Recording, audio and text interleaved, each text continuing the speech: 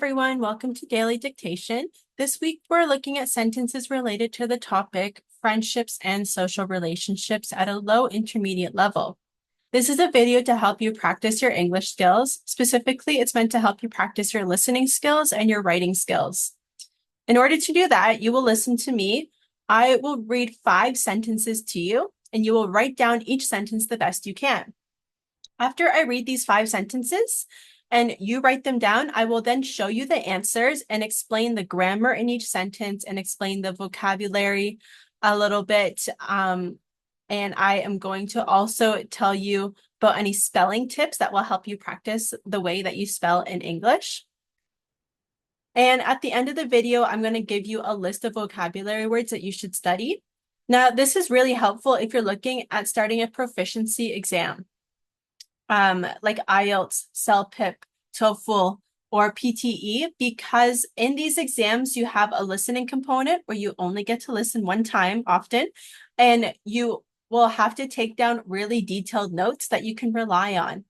And so this is quite important for your English skills, so it's good to practice it every day to make sure that you can get these skills. So let's get started. In order to really develop these skills, you should practice every day. So I have new sentences each weekday for you, new topics each week, and 2 English levels offered. The instructions for the activity. You will need a blank piece of paper and a pencil. 5 sentences will be read. Each sentence will be read 3 times and 1 more time at the end. You have to write down each sentence to the best of your ability, and you will use your listening skills to do that. Try your best to apply the correct spelling, punctuation, and capitalization in each sentence. So on the screen, you see numbers 1 to 5. Each number represents a different sentence that I will read. I'm going to start with sentence number 1. Number 1. Everyone found it easy to chat and socialize. Everyone found it easy to chat and socialize. Everyone found it easy to chat and socialize. Number 2. A companion can make a hangout more enjoyable. A companion can make a hangout more enjoyable. A companion can make a hangout more enjoyable. Number 3. The circle of friends decided to socialize at a weekend gathering. The circle of friends decided to socialize at a weekend gathering.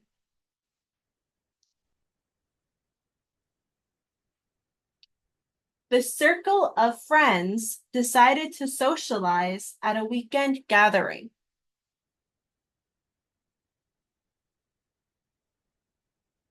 Number 4. They maintained a strong connection.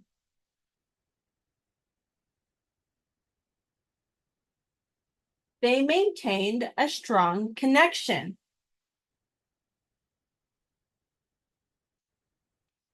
They maintained a strong connection. Number 5. We make sure our friendship stays strong. We make sure our friendship stays strong. We make sure our friendship stays strong. Now I will read each sentence one more time, starting with sentence number 1.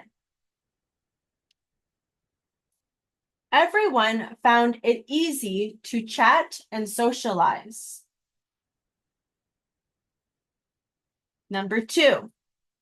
A companion can make a hangout more enjoyable. Number 3. The circle of friends decided to socialize at a weekend gathering. Number 4. They maintained a strong connection. Number 5. We make sure our friendship stays strong. All right, so those are all of our sentences for today. Let's get ready to check our answers. Now, if you found that the video was a little bit too fast, I encourage you to listen again. And if it was too fast, then you can adjust the speed in the settings part of the video. You can adjust the playback speed to make it go slower. If you just need to listen to specific sentences again, check the description for timestamps, and this will help you listen to specific sentence numbers again. Let's have a look at our answers. Starting with number 1. Everyone found it easy to chat and socialize. So everyone is our subject. Found is our main verb. It is our object. And so now we have easy to chat and socialize. Now we have an adjective. And because we're following an adjective with a verb, we have to make it into the infinitive form. So to chat is an infinitive, and socialize is actually an infinitive too. The two is like being connected to socialize. We're only putting it before to chat, before the word chat, because in English we're lazy and we don't want to be too repetitive here. So we can also say, it is correct to say, everyone found it easy to chat and to socialize. So if we put 2 and 2 here, but it's too repetitive, so we just eliminate the 2 over here, and we find that it flows a little bit nicer. Everyone is one word, so remember that. One word for one subject. Number 2, a companion can make a hangout more enjoyable. So here we have a companion, which is our subject. Then we have can, which is a helping verb. Make is our main verb here. So now we can have 2 verbs only if we have helping plus main. And the helping verb, especially the word can, shows the possibility of something or the ability to do something. After that, we have a noun, a hangout, that's our noun. One word here, because it's one thing. More enjoyable. So we have the adjective enjoyable, and it's enjoyable. So that's 4 syllables. Because we have it 3 or more syllables, we need to use the word more to make it a comparative. So this is not just any adjective, it's a comparative.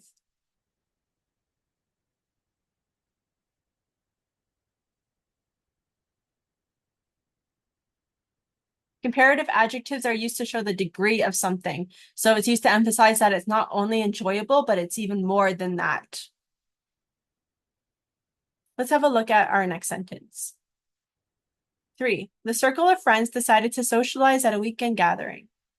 So here we have the circle of friends. We've seen this one a few times. This is our subject. And we're focusing on this word here, circle. This is the main noun that we're focusing on, and it's singular. Just a reminder. Decided. Here we have our main verb, decided. And it's in simple past. So because we have a main verb here, we're going to need to follow with our infinitive to socialize.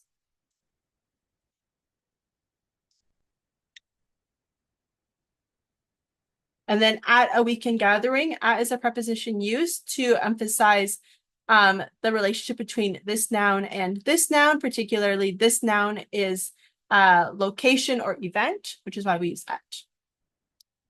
You've seen that one before. Next one. They maintained a strong connection. They is our subject. Maintained is our verb in the simple past. A strong connection, that is our object. So overall, this one should be relatively simple. Subject, verb, object. We have this adjective here, and then connection. Like I said before, for connection, if the word is a little bit hard with the double N or it's a long word, you can split it up into 3 parts. Connection. Split it up how the syllables are to help you practice your speaking and pronunciation as well.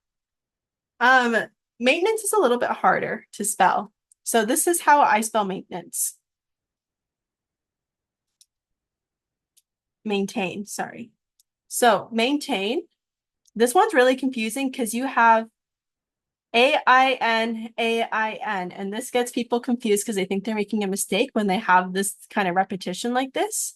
So main, I split it up as one word, one bit, and tell myself it's A-I-N. Then the second part, tain, T-A-I-N. So I'm really only focusing on the M and the T is the difference. Everything else is the same. Now, depending on, this is like the base form of the verb, maintain. So you can add ed just like you would. It's a regular verb. So you can add et if you need. If you can add ing as well, that's fine. And that's how you should split that one up.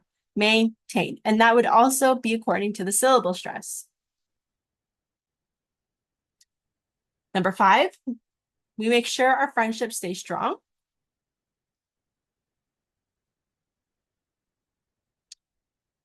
We as our subject, make sure.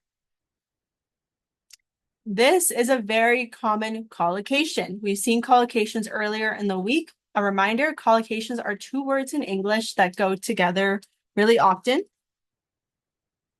That's collocation. So make sure our 2 words in English that we always use together. It just means to like double check or ensure something. Make sure is the more casual form of ensure.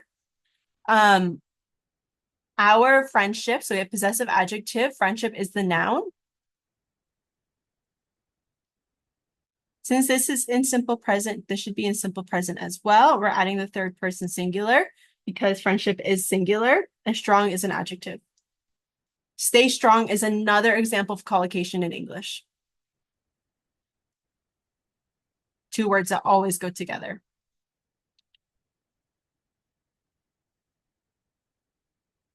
So this is a breakdown of some of the spelling tips and some of the grammar behind the sentences that we heard today. Now we can start to see, if you've been doing this and sticking around this channel for a while, now you can really see some of the different structures in English that are really common, such as subject, verb, object. Seeing how to chat, when you have an infinitive with actually 2 verbs, that you're not going to use 2 plus the main verb and 2 plus the main verb, we eliminate one word, 2, to make it flow nicer. So you want to remember that if you want to sound more like a native English speaker, that grammar is fine. And getting used to some of the common collocations, having structures with the subject plus the helping verb plus the main verb, like in sentence number 2, subject, verb, object again, and subject, the form of be plus adjective, we've seen a lot this week as well. These are really common structures. And now we're starting to see how prepositions can be used to add more information about nouns, person, places, and things at the end of a sentence to make it longer, which is really good. So you'll also see the bold words are the vocabulary words that we've been focusing on this week. So I'll show you that list in a little bit more of a clearer way over here. These are the vocabulary words that we've been seeing in all of our sentences this week. We have the word friendship, connection, socialize, companion, hang out, gathering, circle, chat. Keep on practicing those words the best you can. Keep on putting them into your writing, into your speaking. Make sure you know how to use the different word forms. Double check your grammar. Make sure you're using that correctly as well. And besides that, we are all finished for today. So thank you so much for watching. Please come again next week for a different topic. I will see you next time. Bye.